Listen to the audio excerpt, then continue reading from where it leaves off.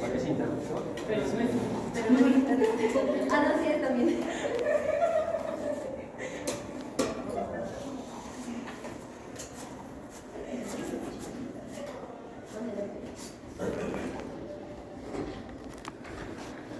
Entonces vamos a ver lo que es cáncer de recto y cáncer de ano, va a ser al último y solo voy a hablar de las diapositivas no salieron.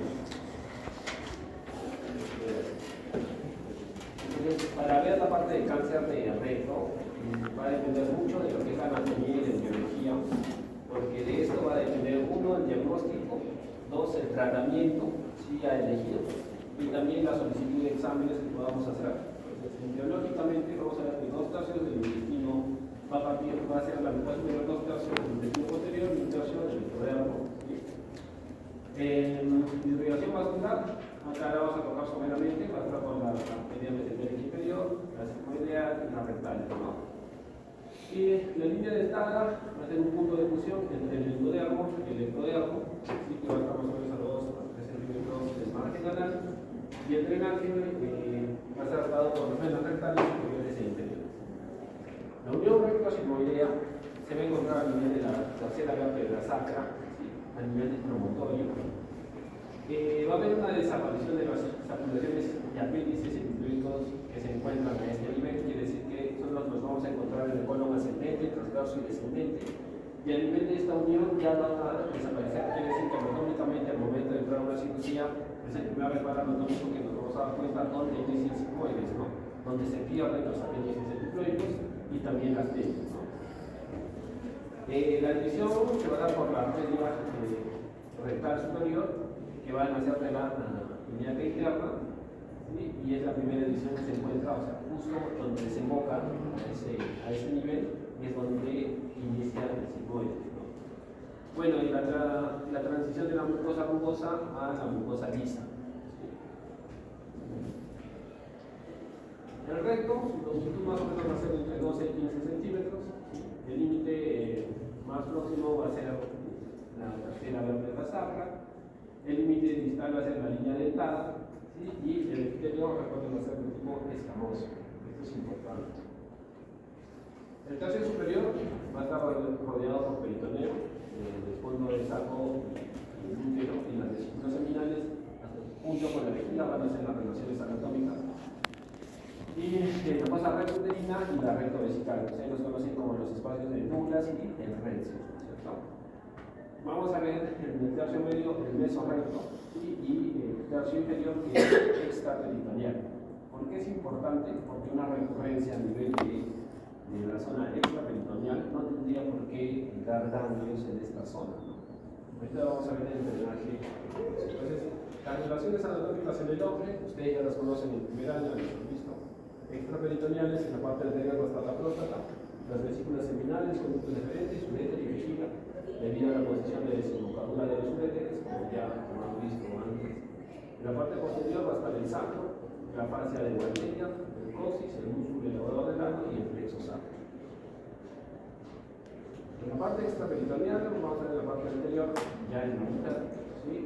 Vamos a ver la pared vaginal posterior, en la lateral a esta las alzas intestinales, intraperitoneales en la pared vaginal posterior, el útero superior, trompas de falopio, ovarios, y la posterior va a ser igual a la otra.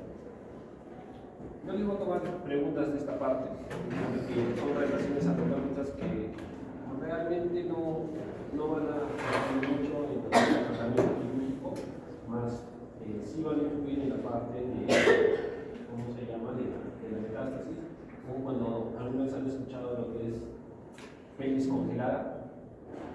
Nunca han escuchado lo que es una pelvis congelada. ¿Alguna vez con oncólogos? Y nunca han escuchado pelvis congelada. La pelvis congelada es una patología que se puede dar en cáncer de cuello uterino, puede darse en recto, puede darse en vejiga, que es cuando el cáncer se disemina a nivel esofágico, ocluye los uréteres, ¿sí? Y también la parte del recto lo vuelve todo como una piedra. Entonces se dice pelvis congelada porque comienza a haber neuropatía obstructiva vital y genera mucho dolor. Cuando uno trata de movilizar el cuello uterino con el tacto rectal, el mesofágico, y no puede, está todo como una piedra, ¿no? Esa es la razón de las relaciones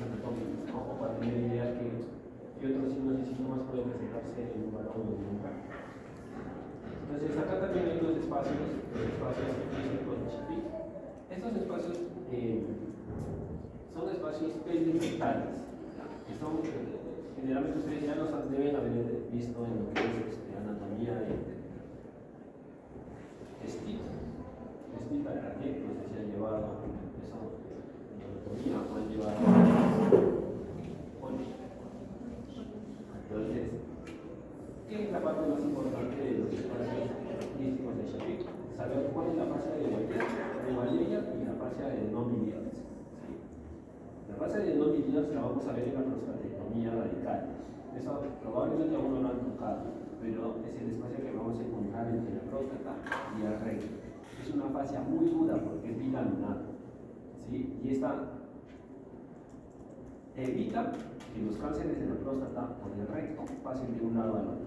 O sea, que sea muy difícil su infiltración. ¿Sí? La fascia de non-biliars. ¿Sí? Y la fascia de Wallella está en la fascia propia del recto y el sacro, o sea, en la parte posterior. ¿Sí? Entonces, si les preguntan, la fascia de Wallella no la encuentran, está posterior al recto, mientras que la fascia de non-biliars está anterior. Cuando ustedes hacen un tacto rectal en un varón y quieren tocar la próstata, su dedo va hacia atrás, hacia adelante. El paciente está echado, mirando al techo. ¿Hacia dónde va el dedo? Hacia adelante. Entonces la fascia de non-biliars se encuentra entre la próstata y el recto, la cara anterior del recto. Esto es lo más importante de los espacios de Chapí. Hay muchos más espacios, pero no tienen una. ¿Qué es importante de la irrigación arterial? ¿Sí? El recto va a tener irrigación de 3 arterias, ¿sí? La rectal superior, rectal media y rectal inferior, como quieran llamarlo, también la rectal superior, media e inferior, ¿cierto? Cada una tiene un nacimiento diferente. La hemorroidal superior, que es la arteria mesentérica inferior, la media de la uretra interna y la inferior de la uretra interna. ¿Para qué nos sirve esto? Para el momento de hacer la cirugía, para la ligadura de los vasos, que deben ser lo más próximo a su nacimiento. Porque ustedes han visto que por donde corren arterias y corren venas, definitivamente por encima de estos está el drenaje linfático, ¿cierto? Entonces, ligando el nacimiento tenemos mayor probabilidad de llevarnos, en este caso, cambios que pueden estar comprometidos. Y el drenaje venoso, ¿por qué es importante el drenaje venoso? Está dividido en dos. Si bien la irrigación son 3, superior e inferior, el drenaje venoso se divide en 2, superior e inferior. Como les decía algunas veces a algunos de los compañeros que rotaron conmigo, cuando el drenaje es, si es superior e inferior, va a ir a diferentes lugares de la anatomía del cuerpo. El drenaje superior, ¿en quién desemboca?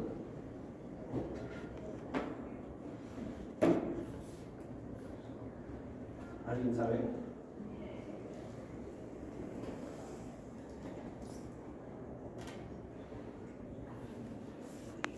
Según eso de anatomía. ¿Por qué se entiende? Si este es el recto,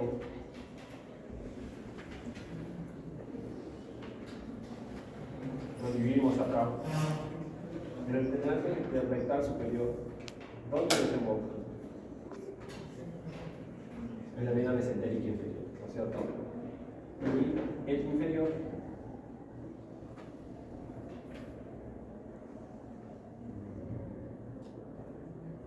aquí, ¿o no? ¿Qué es esto? La líquida interna. ¿Y dónde desemboca la líquida interna? ¿Dónde? ¿Al sistema? ¿A qué sistema? De la cava. Entonces, el drenaje del recto superior desemboca en la vena mesentérica inferior. Y la vena mesentérica inferior, ¿con quién se une? Con la esplénica, ¿no es cierto? Para entrar a dónde? Formar la porta y entrar al hígado. Quiere decir que la metástasis del recto superior, ¿a dónde irá? Al hígado. Y del recto inferior,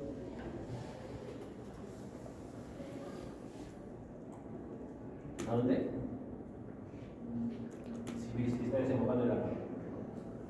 ¿A dónde? Al corazón.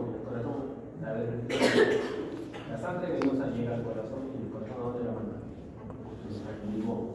Entonces, el drenaje venoso nos dice dónde es la probabilidad, o más probable que tenga metástasis un paciente y ustedes puedan pedir exámenes de extensión, ¿sí? Sin hacer gastar más a un paciente o tratando de hacerlo lo más puntuales posible.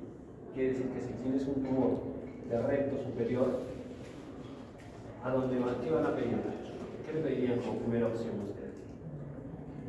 ¿Qué podrían pedir? La imagen. Lo más sencillo que puedan. De recto superior. ¿Una qué? Una ecografía de hígado y vías biliares. Porque nos va a decir si tiene metástasis probablemente en el hígado. Y si es de recto inferior, una placa de Torres. Entonces, para esto nos sirve la anatomía, para ver dónde va el drenaje venoso y dónde está probablemente la metástasis. El drenaje linfático, como les había estado comentando antes, siempre van a correr por donde están las arterias y las venas, ¿cierto? Pero el recto tiene una particularidad, además de, si bien van a estar los ganglios que van a ir hacia la arteria mesentérica superior, van a ir hacia la pudenda, ¿no es cierto? Y a la ilíaca externa, a la ilíaca interna, perdón. El recto tiene un saco o una bolsa que lo envuelve, que aparentemente es grasita, ¿sí? Y se llama mesorrecto. Esta grasita tiene muchos ganglios, por eso es que cuando uno opera recto, nosotros tenemos que pegarnos no lo más que podamos hacia el recto como tal, sino abrirnos y dar más espacio para llevarnos este mesorrecto o esta bolsa donde se encuentra el recto, porque se encuentran muchos ganglios y la probabilidad de que tenga una recurrencia tumoral a este nivel es más alta mientras más delgado tú lo sacas, ¿no? Por eso es que muchas veces cuando los cirujanos generales operaban recto, que no son coloproctólogos, ¿no? O no han hecho algo de oncología, se pegaban al recto mucho por el miedo a ¿cómo se llama? A llevarse la parte posterior del plexo sacro, ¿sí? Y de enervar esa zona, porque ustedes saben que hay fibras parasimpáticas y simpáticas. Tenían mucho miedo a llevarse, entonces se pegaban al recto y después se vio que tenía demasiada recurrencia a ese nivel.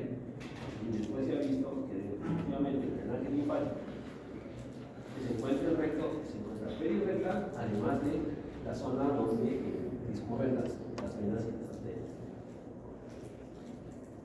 Entonces, ahí lo ven. Los ganglios están pegaditos a las arterias, ¿sí? Y están pegados al recto. Están abrazándolo, ese es el mesorrecto. Entonces, se encuentra el epidemio. Eso es lo primero que es anatomía. Y después vamos a hacer un poco de epidemiología. Vamos a ver que el cáncer de recto es el noveno a nivel mundial hasta el 2020, según la Boca. Este ha ido un poco en aumento en comparación a otros años. Ustedes vieron la última provocada en la de 2010. La incidencia de recto tan solamente llegaba a 5.4. Vemos que ahora ha aumentado del 7.6. Pero ¿por qué creen que ha aumentado? Debido a los hábitos intestinales, ¿no? Debido a los hábitos que están adquiriendo la población, que son en realidad alimenticios y un poco más tóxicos, por así decirlo. Muchos, así estudiantes como ustedes o personas que trabajan fuera, lo primero que hacen es comer en el primer lugar donde están. ¿Y qué es lo más fácil de comer? La comida chatarra o el fast food. Y generalmente esos son tipo tiene grasas trans y todo ese tipo de cosas. Entonces predisponen a tener sí cáncer de recto, además de los hábitos intestinales que puedan ser tenido o los hábitos sexuales. Vamos a ver que es más frecuente en hombres que en mujeres, definitivamente. Ahí lo pueden ver, 7.2 en comparación a 5.0 de hombres a mujeres. Sí, y a nivel, el lugar que tiene más cáncer es el este de Europa. Sudamérica estamos en mitad web. 7.2. Y Asia, ¿por qué creen que Asia? ¿Saben los lugares que tienen más cáncer gastrointestinal cuáles son? Asia. ¿Y por qué creen que el resto no? ¿En dónde está? Es en Asia. Ya, miren, el central de Asia, abajo, el último. Y abajo está el este de Asia. ¿Por qué creen que hay diferencia?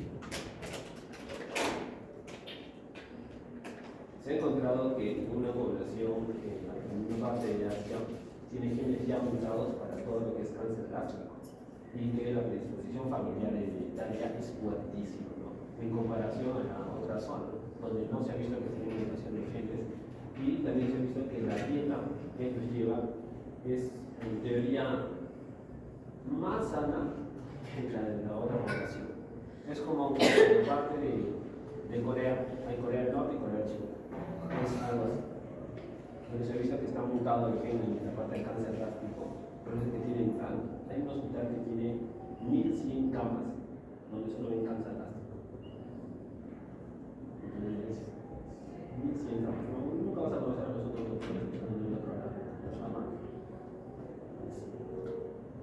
Y en cuanto a la incidencia y mortalidad, vamos a ver que también a nivel de Sudamérica ha ido bajando un poco, ¿sí? La mortalidad, pero ¿por qué ha bajado la mortalidad? ¿Por qué creen que ha bajado la mortalidad en Sudamérica? Antes era mucho más, antes la incidencia sí era 6, la mortalidad en cáncer cardíaco llegaba a 4, más o menos 4.2 así. Porque ahora no ahora, ya buen tiempo atrás han implementado todo lo que son sistemas de diagnóstico precoz o preventivos o el despistaje oncológico. Y ya el despistaje oncológico ya no solamente lo hace el cirujano oncólogo o el oncólogo, sino lo hacen desde que son segundos. Desde que son segundos ahora hay estrategias donde tienes que hacer despistaje, uterino, mama, y en algunos lugares se está implementando en la parte de colon. ¿Cómo creen que hacen el despistaje de colon? Contacto fuera ¿cómo se llama? De la clínica que les comente su paciente, tienen que hacer el tacto rectal. ¿Cuántos han hecho tacto rectal en el hospital? Allá 3, 4. Tienen que hacer tacto rectal, ¿no? Para ver si y todas esas cosas. Entonces, la supervivencia a los 5 años he establecido más o menos que es, cuando es un cáncer localizado, tiene una supervivencia de 5 años casi del 90%. Quiere decir que si ustedes palpan un tumorcito de 1 centímetro o de 2 centímetros, la probabilidad de que ese paciente viva más de 5 años es del 90%. Entonces se debe hacer el tacto. Cuando ya es regional o localmente avanzado, quiere decir que la tasa médica está ubicada desde un 70%, cuando ya está a distancia, sumando esto, es el 77% de la tasa global. Pero cuando ya está a distancia, miren, tan solo es del 15%, es bajísimo. ¿Cuáles son los factores de riesgo? Los no modificables y modificables, sexo, edad y raza, como ustedes ya lo han visto, y los estilos de vida que sí están muy arraigados en este sexo. Es mayor en hombres que mujeres, la incidencia ajustada es de 43.4 por 100.000 habitantes en los hombres, frente a 32.8 que son en las mujeres, ¿sí? Y arroja una proporción más o menos de 1.32 a 1, ¿sí? Entre hombres y mujeres. La tasa de mortalidad por cáncer de colon rectal en 4 años es más alta siempre en los hombres, 15.7 frente a 11. ¿Por qué creen que es más alta en los hombres fuera de que la incidencia es mayor?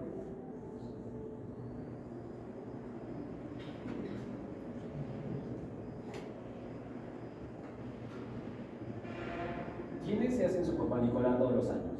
Pues en teoría, las mujeres. Y cuando vas a un oncólogo, haces tacto vaginal, y si te dice el oncólogo que tiene que ser de tacto rectal, es más fácil que una mujer te diga, bueno, no hago, porque estás. ¿Cuántos de los varones se dejan hacer tacto rectal? Poquísimo.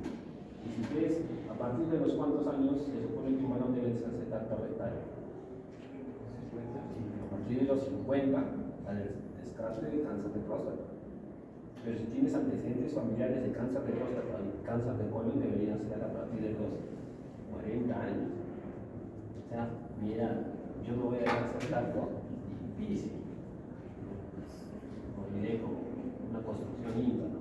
Y una filial va a entrar ahí, pero por el miedo o idiosincrasia.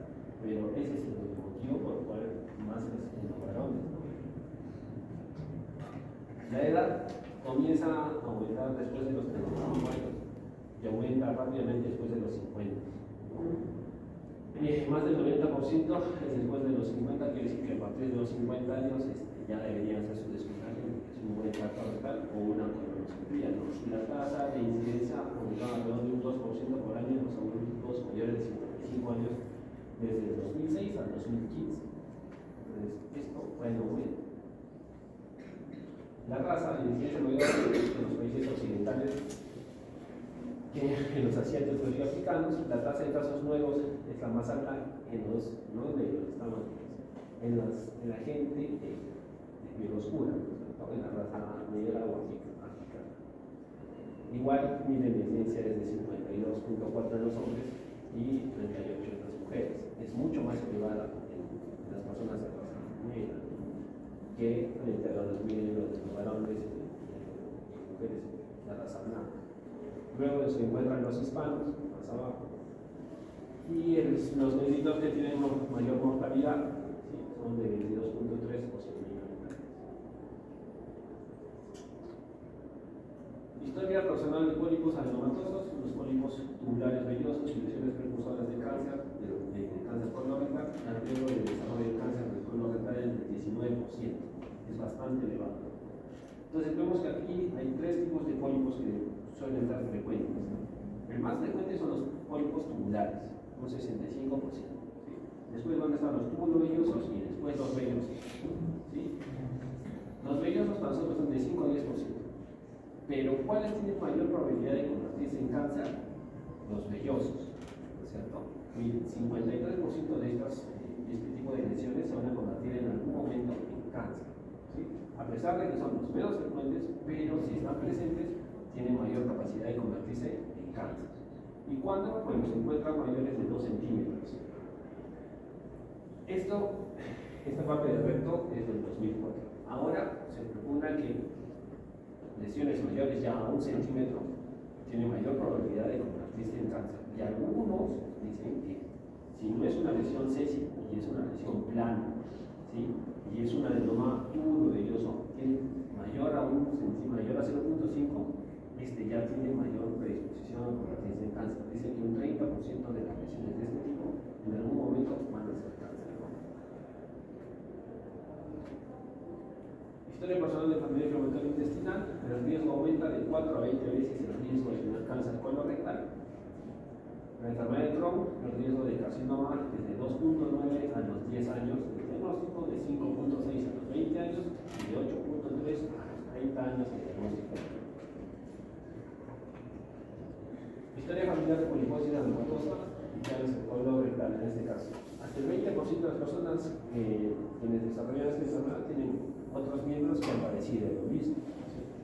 Pero el riesgo va a variar de acuerdo al número de casos, ¿sí?, si es de un familiar afectado, de 2 o más familiares afectados, o de un familiar que haya sido afectado antes de los 45 años. Factores de riesgo modificables son los estilos de vida, consumos de grasa, carnes rojas, embutidos, tabaco, alcohol, todo lo que en teoría consumimos todos lo que nosotros consumimos esto, ¿no? Entonces, son factores modificables porque ustedes ya bien saben, los hábitos se cambian, ¿no? En 21 días puedes cambiar el hábito que has tenido toda tu vida. Solo simplemente 21 días lo mismo.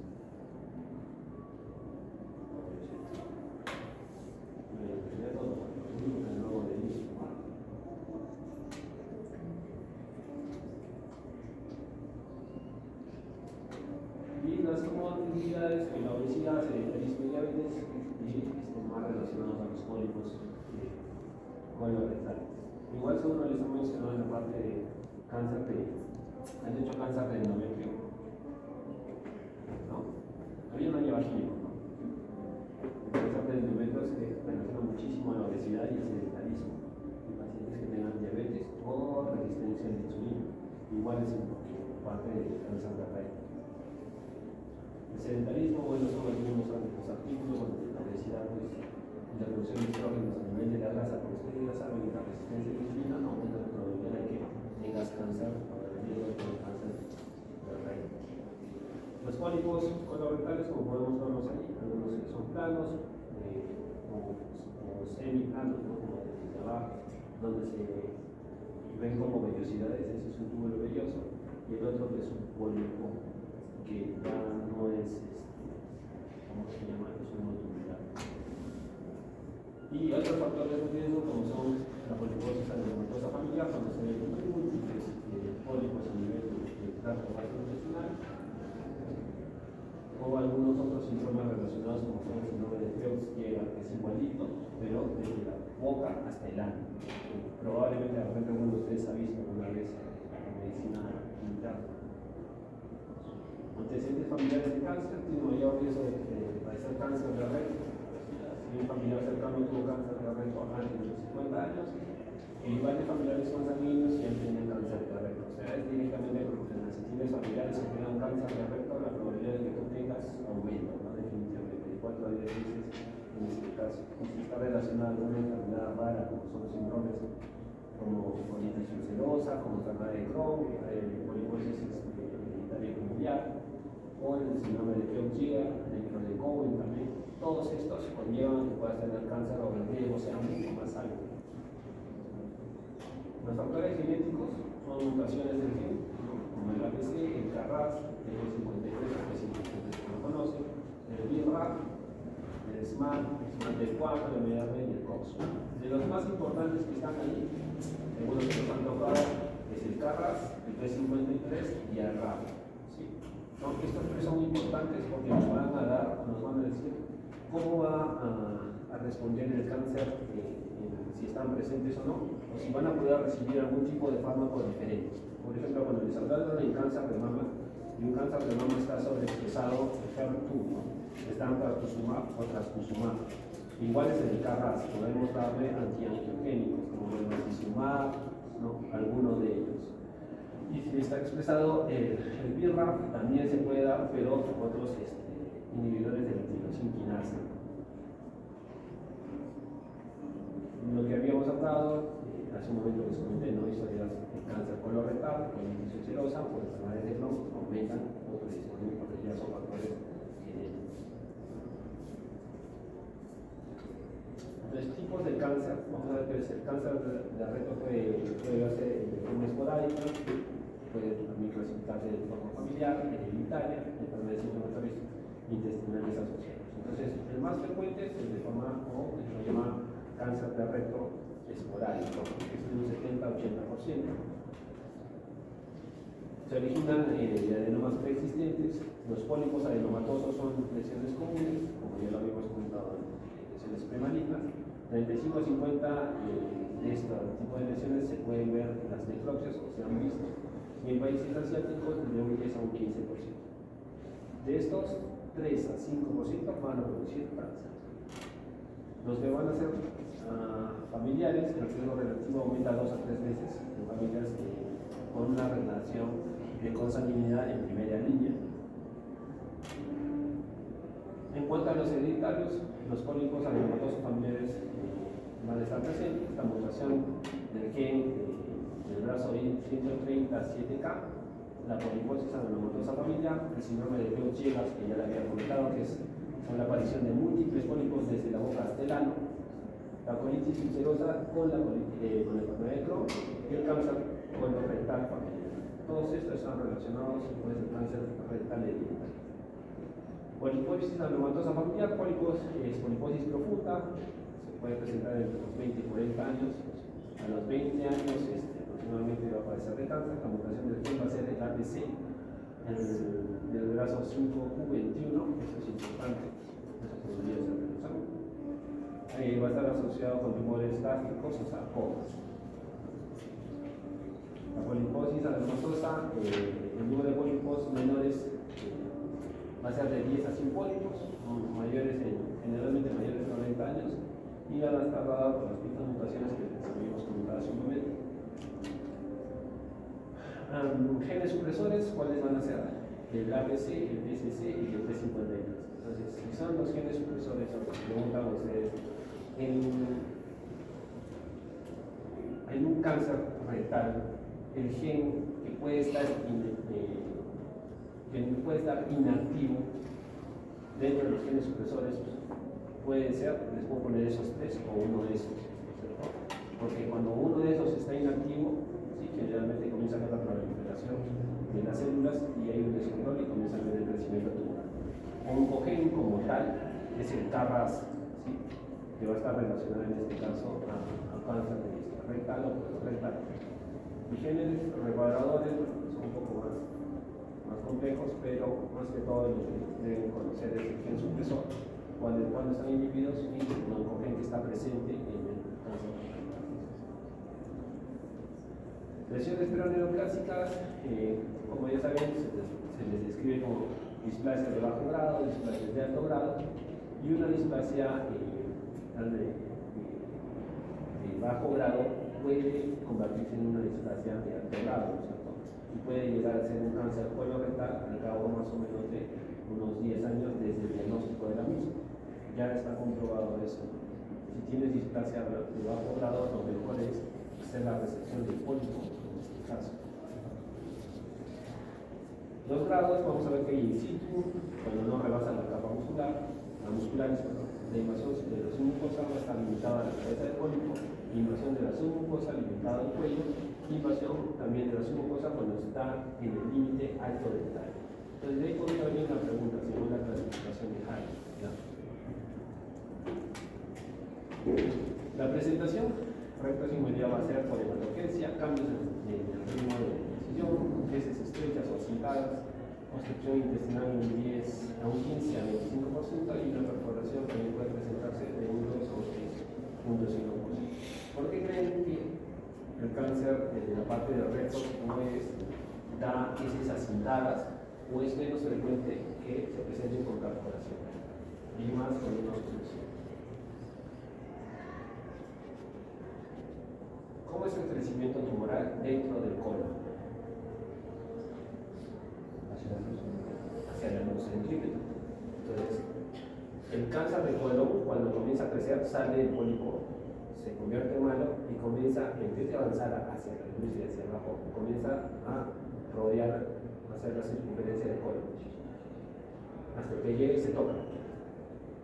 Cuando ya se toca, el tumor ya no tiene por dónde correr sobre la mucosa y comienza a crecer hacia el centro, de forma centrífuga, ¿no? Entonces, por eso es que cuando defecan, comienza primero, las primeras deposiciones pueden ser grandes, ¿no? Mientras va avanzando el cáncer van a comenzar a ser acintadas, se van a adelgazar.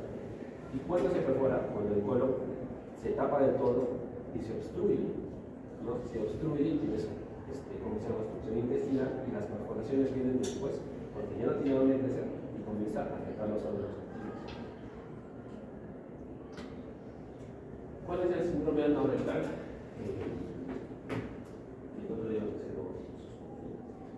Es cuando tienen urgencia rectal, tenesmo fecal, rectorragia, sensación de cuerpo extraño, prurito, síntomas urinarios, fístulas vesicales o vaginales. ¿Cuáles son los síntomas urinarios más relacionados al cáncer de recto?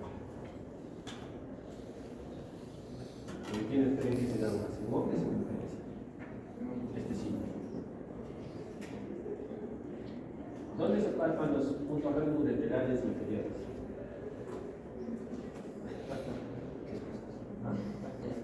Tanto rectal. Entonces, cuando el tumor crece, ¿sí? ¿Qué irrita primero? ¿Qué son? ¿Dónde se insertan los uréteres?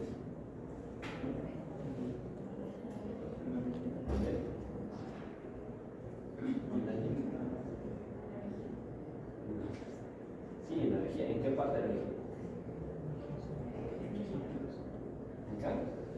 ¿En qué cara de la vejiga? Ínfero posterior, ¿no es cierto? Se insertan hacia abajo, así, y forman los trigones. Entonces es más fácil que se irrite con un tumor en esa zona, porque si estarían arriba no podríamos palparlos, ¿no? Por factor vital. y se irritan fácilmente y es más fácil que sea en las damas. ¿Cuál es la urgencia rectal? ¿Cómo les diría a su paciente que tiene una urgencia rectal?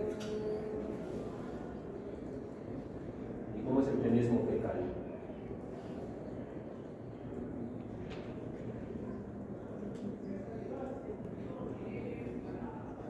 Porque eso es lo que les va a decir su paciente, ¿no? O sea, si yo les digo que estoy sentado con ustedes ahorita y de repente me llama de forma descomunal al baño, ¿qué es eso? Y no me puedo aguantar, si me duele y no me puedo aguantar. ¿Ves? Urgencia. Y si yo te digo que cuando entro al baño no puedo defecar, pero siento pulsadas en el recto, entonces es tenesmo fecal. Esos son síntomas que ustedes tienen que escuchar a su paciente o dirigir su anamnesis. La metástasis se va a encontrar en un casi 50-60% de los pacientes debido al descuido y a la idiosincrasia de los pacientes. La mayor cantidad de metástasis se va a encontrar a nivel de quién? Del hígado, un 90% cuando son pacientes ya localmente avanzados o ya han sido avanzados. La ictericia y la insuficiencia hepática van a estar presentes en estos pacientes. Entonces, si un paciente que tiene cáncer de recto, tiene insuficiencia hepática, ¿sí? Yo les digo, tengo dos de sus compañeros, ¿sí? Y les doso fosfatasa alcalina a los dos están amarillos, los dos están así soporosos, y les doso fosfatasa alcalina. Y su compañera de la izquierda, la fosfatasa está normal. Su compañero de la derecha, la fosfatasa está elevadísima. ¿Cuál está en insuficiencia hepática? Sin, o probablemente, ya no digamos que está, probablemente está en insuficiencia hepática, solamente dosando la fosfatasa, ustedes podrían decir, este probablemente está entrando en insuficiencia hepática. Porque para decir que tienes insuficiencia hepática, las transaminasas tienen que estar elevadas, ¿cierto? ¿Y cuál es la transaminasa que se eleva cuando el hepatocito está malográndose o ya está determinado? ¿Cuál es? ¿Cuál de las tres transaminasas? ¿Cuáles son las transaminasas? EGO, EGP y EGTB. Entonces, ¿cuál se eleva cuando el hepatocito se está malogrando? Y poniéndoles el caso de sus compañeros, que los dos están amarillos y uno está con la fosfatasa alcalina baja, lo normal, y el otro está elevado. ¿Cómo saben cuál está o cuál probablemente esté lleno de insuficiencia hepática?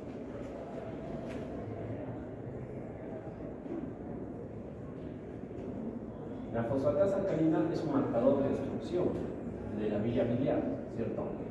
Entonces, si tú tienes un cálculo enclavado en el colédoco o en cualquier parte de la vía biliar que está haciendo que haya que toda la bilis no salga y se vaya para arriba y esté poniéndose en un hígado colestásico inflamado, ¿sí? Es la fosfatasa alcalina, ¿cierto? Es un marcador de destrucción. Pero si tu marcador de fosfatasa alcalina, o sea, de obstrucción, está normal y tú estás amarillo, ¿qué está pasando? ¿Por qué te puedes poner amarillo? ¿Por qué se puede poner amarillo? ¿Qué se está malogrando? O sea, las causas de la ictericia que han visto ustedes, ya han hecho colecistitis y coledocolitiasis, ¿cierto? ¿O no han hecho? Se han hecho. Pero lo que puede ser sangrado y que no se atenúen, que haya bilirrubina indirecta libre y eso está generando ictericia. Ya, esa es una ictericia por hemólisis. Claro, eso. Pero eso es más frecuente en quién. ¿Quiénes hacen hemólisis fácilmente?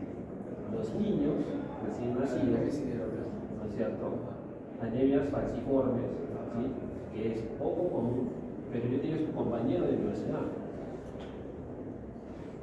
¿Qué es más frecuente que te si te comes un sándwich acá afuera? Y te pongas amarillo. Una hepatitis. Y la hepatitis es cuando se te está inflamando, se está lesionando el hepatocito. ¿no es cierto? Entonces tienes esas dos opciones, una obstructiva y una hepática.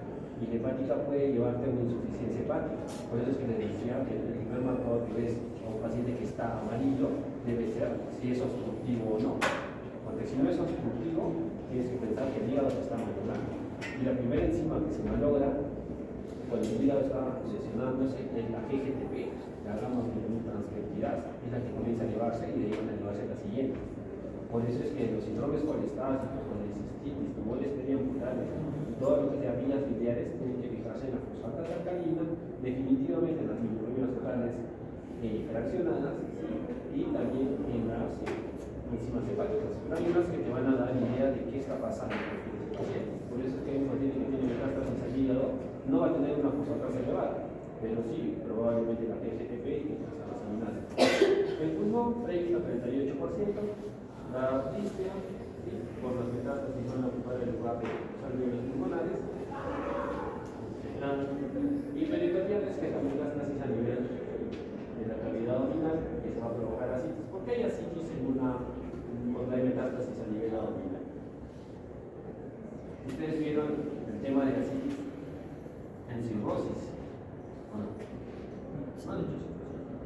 No maneja bien, pero si Bien, ese es en cirrosis. El hígado en la cirrosis crece y se reduce. Se reduce. Entonces hay mayor presión sobre la vena porta. Hace que la mesentérica y la esclénica se dilate, ¿no es cierto? No maneja presiones para igualar, comienza a salir el líquido del intravascular al peritoneo. Y esa es una asitis por hipertensión portal, porque busca nuevos lugares en las como es por tocado. Pero en la metástasis, ¿por qué tiene asitis?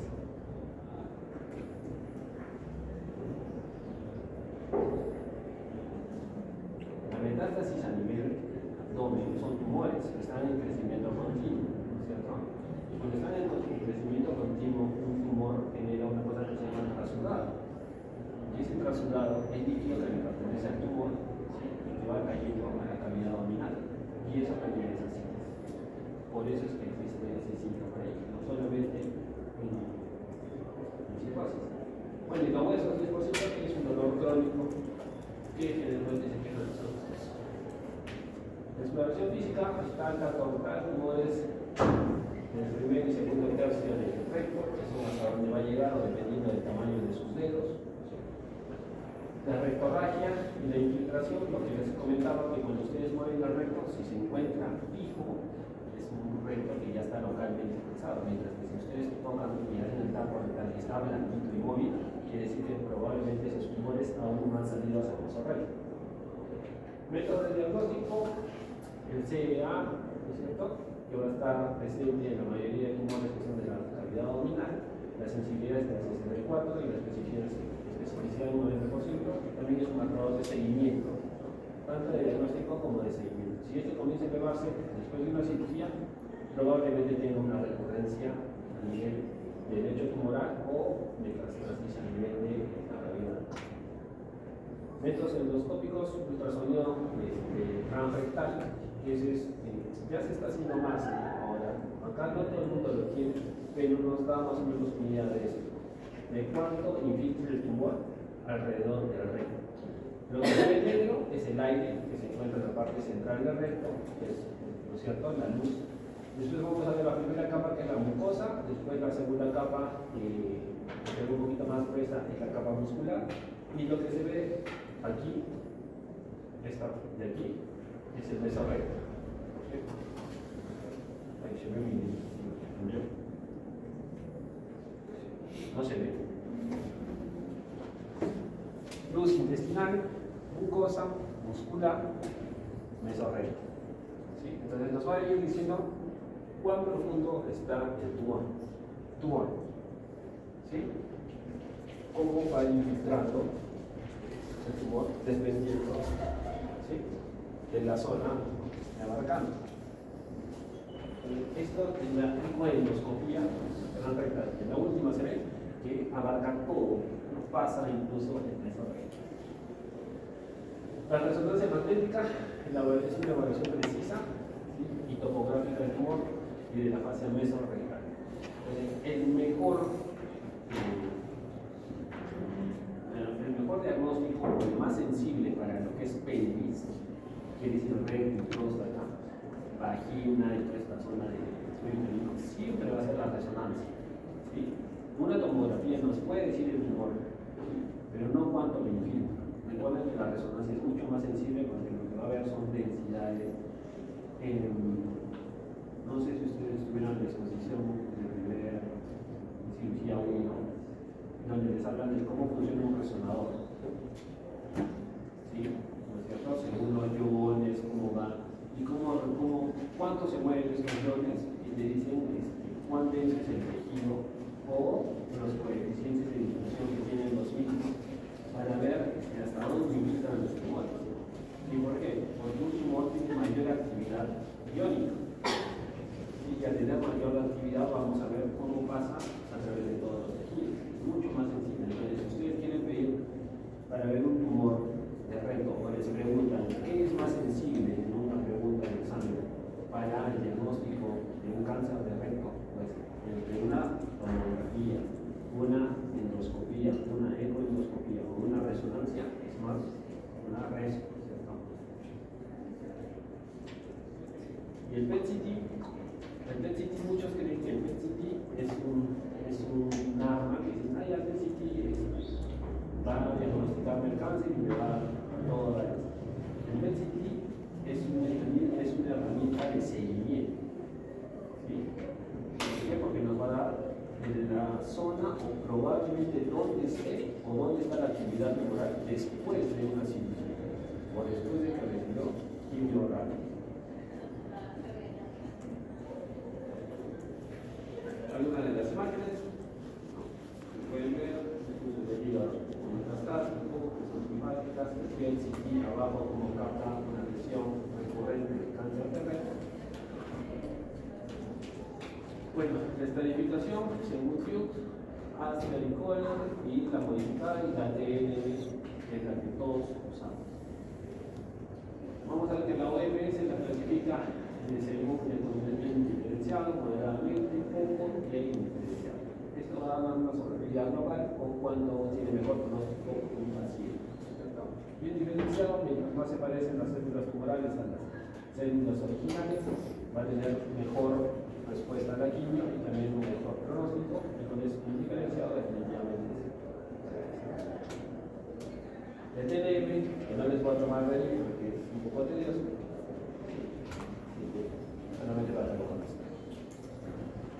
El estadio pronóstico, ¿de qué va a depender? Y otros factores como son el número de ganglios afectados, presencia de micrometástasis simultáneos, presencia preoperatorio si es muy elevado, presencia de progresión o obstrucción al momento del diagnóstico, tumores pobremente diferenciados y también si tiene presencia de infiltración linfovascular.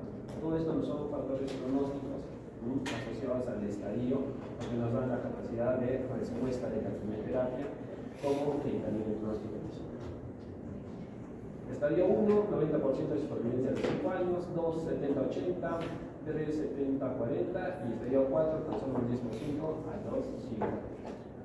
Y algunos factores pronósticos que se van a dividir en categoría 1, 2, 3 y 4, ¿sí? O el 1, 2A, 2B, 3 y 4. Donde solo se va a ver, ¿por qué se va a ver? En la categoría 1, extensión tumoral local, nódulos linfáticos regionales afectados, nódulos de mesenterio, micrometástasis, invasión linfovascular y también el CEA, ¿no? Que es previo al diagnóstico. En la categoría 2A, el grado tumoral, márgenes inferenciales, cuán lejos está el margen, la radiación post-neoadjuvante, quiere decir cuánto bajó el tumor después de haber recibido la quimioterapia neoadjuvante, y después el 2B, que va a ser tipos histológicos, inestabilidad a nivel genital, borde tumoral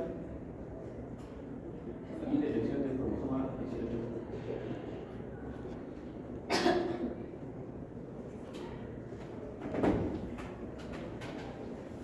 Categorías 3 y 4. Bueno, la categoría 3 es donde ya se encuentran los marcadores tumorales que habíamos comentado en su momento, y la categoría 4 donde se encuentra el tamaño y los ojos tumorales. Mientras más grande, el pronóstico es peor. Sobrevida según el estudio TNM, el en estadios 1, 2, 3 y 4 van a ser casi iguales a los de la OMS, como pueden ver. Y han considerado más bien, es el único que considera el 100%. O sea, la mayoría nunca van a dar un valor absoluto, pero tienen el 100%, porque la mayoría de los estudios que se han visto han sido multicéntricos y el punto de corte ha sido hasta el año 2010, hasta el 2021, para que el paciente todavía está. Tumores neuroendocrinos, la incidencia es muy baja, como ya lo habíamos visto la vez pasada. Casos nuevos estimados por año de 0.24. Los más frecuentes han estado dados a nivel de colon ascendente y recto tan solamente un 9%. Tumores del estómago gastrointestinal o los GIST, el más frecuente es en el nivel gástrico y miren en la parte de recto, colon recto tan solamente es un 5%. Los tumores, los linfomas son también muy frecuentes, 1 o 20% de todas las neoplasias gastrointestinales, 0.4 a 0.8 de neoplasias tumorales colorectales, afecta más a hombres, igual que, como se llama, el cáncer del adenocarcinoma, va de 50 a 70 años y generalmente son difusos. En el ciego, 57%, el resto, 21%. El tratamiento para cáncer de recto ya está estipulado, es un tratamiento TNT, es quimioterapia o radioterapia neoadjuvante. Siempre tiene mucho mejor respuesta y tiene mejor sobrevida global. Antes todos los tumores que eran cáncer de recto, todos iban a cirugía, antes. Pero ahora ya todos los estudios dicen que el cáncer de recto primero va a neoadjuvante con QT y recto. QT puede ser 5-flu más capecitabina o capecitabina más oxaliplatina. ¿Sí? Esos son los dos esquemas que se están manejando, o también el otro, el tercero, que es FOLFOX. Tenemos estos tres esquemas de neoadjuvancia en cáncer de recto y después el tratamiento quirúrgico, que van a ser las resecciones abdominales bajas, ¿sí? Dependiendo del nivel del tumor, si es tercio superior de recto, si es tercio medio inferior, tendrá que ir, mientras más pegado al ano, a una resección abdominoperineal, la RAP, o también cirugía de Mainz. Entonces, les puede preguntar un caso clínico: si el paciente tiene una tumoración a 2 centímetros del margen anal, ¿sí?, con compromiso del mesorrecto, ¿qué tipo de cirugía le harían ustedes? ¿Una resección abdominal baja o una resección abdominoperineal? ¿Qué le harían?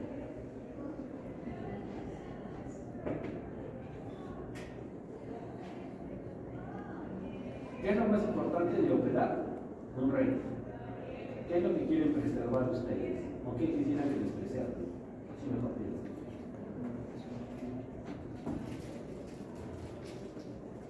¿Qué quisieran preservar si te operan el recto? ¿Qué sería lo más importante?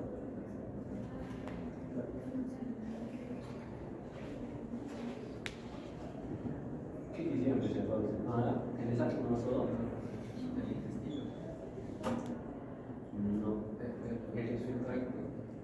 El esfínter, la continencia fecal, porque puedes tener tu colostoma de por vida, pero la otra opción es hacer una anastomosis, donde se preserva el esfínter, ¿no? Y tengas continencia fecal, porque tener una bolsa es limitante, siempre. Entonces, una resección abdominal baja, ¿sí?, es cuando los tumores están por encima de la línea pectina, hacia arriba. Y cuando ya son resecciones abdominales o perineales o cirugía de Mainz, es cuando ya no puedes preservar esto. Le sacas todo, el recto y el ano. Lo más frecuente en la histología es eso, la histología de cáncer de recto es el adenocarcinoma, ¿no? Es el más frecuente. Y el cáncer de ano, vamos a tomarlo así someramente, el cáncer de ano es más frecuente en los adultos, ¿sí? Se ha visto que es más frecuente en mujeres que en hombres, y en mujeres que tengan conducta sexual anal. caso está relacionado mucho al papillomavirus, ¿sí? A las lesiones de tipo papilomatoso, donde nosotros, si vemos un cáncer de ano, podemos usar una cosa que se llama P16, ¿sí? Para ver si está relacionado o no al papilomavirus. Entonces, es más frecuente en mujeres, está relacionado al papiloma, también a los condilomas, y la frecuencia en cuanto al tipo histológico es más frecuente el carcinoma epidermoide. ¿Sí? Al ser más frecuente el carcinoma epidermoide del ano, esto tiene una mejor o mayor respuesta a tratamientos con quimioterapia y con radioterapia.